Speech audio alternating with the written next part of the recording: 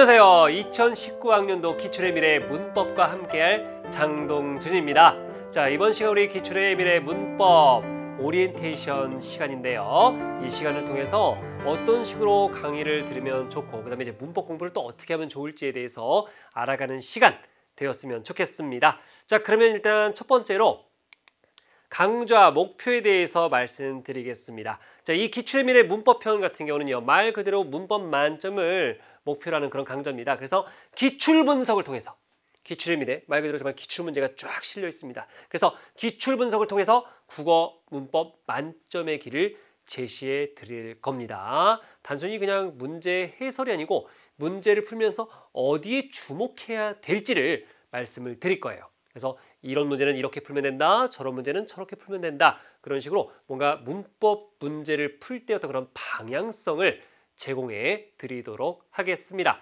자, 그러면 강좌 교재는 당연히 2019학년도 기출의 미래 국어 문법입니다. 그래서 이 교재를 반드시 준비해 주셔야 되겠습니다. 자, 그 다음에 강좌 구성을 말씀드리면 이 목차에도 나와 있지만 기출편과 미래편으로 크게 이제 두 파트로 나뉘어져요. 그래서 기출편 같은 경우는 국어의 구조, 의미, 규범, 변천 많이 들어보셨죠? 이런 흐름대로 쭉 진행이 되고, 그다음에 미래편에서는 이제 문제가 있습니다. 기출 문제가 아니고 이제 새롭게 제작한, 기출을 바탕으로 새롭게 제작한 문제들이 있는데요.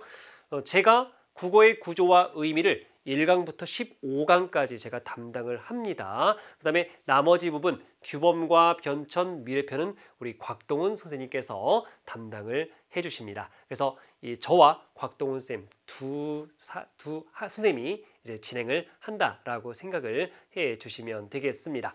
자, 그러면 강의 구성을 보시면요, 각 강마다 어떤 식으로 구성이 되어 있을까요? 자, 바로 개념 점검이 있습니다. 작년에 기출미래 문법 제가 진행했었는데 정말 많은 학생들의 큰 호응을 받았던 바로 그 파트죠. 그래서 개념 점검을 이번에도 넣었습니다. 더욱더 충실한 어떤 개념 점검으로 제가 진행을 했고요. 그 다음에 중간 점검 퀴즈라고 해서 이게 이제 이 강의 시간이 좀 기니까 중간에 점검 퀴즈를 넣어서 우리 친구들의 어떤 그런 집중도를 높이기 위해서 제가 중간에 한번 넣어봤고요. 그 다음에 마지막 역시 퀴즈, 문법 활용 점정, 작년 기출의 미래와 똑같이 자, 퀴즈 문제를 제가 맨 마지막에 배치했습니다. 그래서 문법 활용 점정 문제를 푼 다음에 반드시 어떻게 되죠?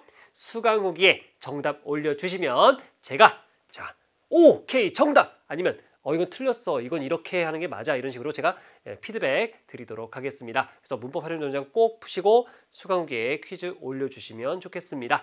자, 그 다음에 기출 분석인데요. 기출 분석은 이제 문제 풀면서 이 기출의 어떤 그런 경향과 그 다음에 문제풀이를 할 때 어떤 점에 주목하면 되느냐에 대한 어떤 얘기들을 제가 충실하게 진행을 할 예정입니다. 그래서 결국 이 강좌의 목표는 기출 분석을 통해서 국어 문법 영역의 만점을 받는 것이니까요. 자, 가장 중요한 부분은 역시 아무래도 기출 분석이겠죠. 어떤 식으로 동준 선생님이 문제를 풀어가느냐, 이 과정을 잘 보시면은 국어 문법 만점 절대 어렵지 않다, 이렇게 말씀드릴 수가 있겠습니다. 자, 그러면 마지막으로 국어 문법은 어떻게 공부해야 하는가에 대해서 간략하게 말씀을 드리도록 하겠습니다. 자, 출제 경향을 보시면 주로 보기를 통해서 이론 설명이 주어지고 또는 보기에서 사례가 주어지는 경우도 있죠. 이제 주로예요. 그래서 그것을 구체적인 사례에 적용할 수 있는지 평가하는 방식의 문제가 이제 일반적인 어떤 그런 흐름입니다. 기출의 흐름을 보면은요. 그 다음에 최근에는 문법과 다른 영역의 융합이 나와서 우리를 긴장하게 하는데요. 예를 들면 뭐 문법과 독서의 콜라보레이션 혹은 문법과 화법의 콜라보레이션이 요즘 등장하고 있습니다. 그래서 영역을 좀 넘나든 어떤 약간 그런 문제들이 출제되고 있는데요. 그래도 기본 개념을 알면 다 풀 수 있는 그런 문제들로 나옵니다. 실제 강좌에서 이런 지문들이 나오면 제가 말씀드릴 테니까 걱정하지 마시고요. 그 다음에 그냥 돌직구로 문법 지식을 측정하는 문제가 나오기도 합니다. 주로 문제 자체가 나오는 거라기보다는 선택지 중간중간에 아예 그 문법 지식을 모르면 판단하기가 좀 어려운 그런 선지들이 제시가 될 수 있습니다. 그래서 그런 경향들이 있다는 거죠. 자, 그러면 이런 출제 경향을 우리가 봤는데 그러면 그런 문제들에 대해서 우리는 어떻게 대비해야 될까? 자, 말씀드립니다. 문법 공부법인데요. 세 가지예요. 자, 문법 용어는 선, 이해, 후 암기. 그냥 열심히 암기하면 다 풀릴 거라고 생각하는 우리 수험생들이 참 많습니다. 절대 안 됩니다. 일단 이해를 하셔야 돼요. 이 개념이 나오기까지 어떤 그런 그 과정을 이해를 해주시고요. 그래서 개념은 이해하고 그 다음에 암기하자. 그래서 제가 개념 점검 시간을 활용해서 이 문법 개념을 이해하고 암기할 수 있도록 도와드릴 겁니다. 가장 중요한 것은 이제 두 번째, 반복 학습을 통해서 문법 용어와 친숙해지자. 반복이 중요합니다. 반복하지 않으면 금방 또 잊어버려요. 그래서 계속 반복 학습을 통해서 이 배웠던 문법 용어에 익숙해지는 것, 친숙해지는 것이 무엇보다 중요하다라고 말씀드릴 수 있겠습니다. 다음 세 번째인데요. 세 번째는 우리 친구들의 능동적인 어떤 그런 자세가 필요한 어떤 부분인데, 자, 개념을 기출문제에 적용해보는 연습을 하자. 개념을 이해했어요. 또 암기했습니다. 그리고 노트에도 정리를 잘 해놨어요. 노트. 나만의 어떤 문법 노트를 만들었습니다.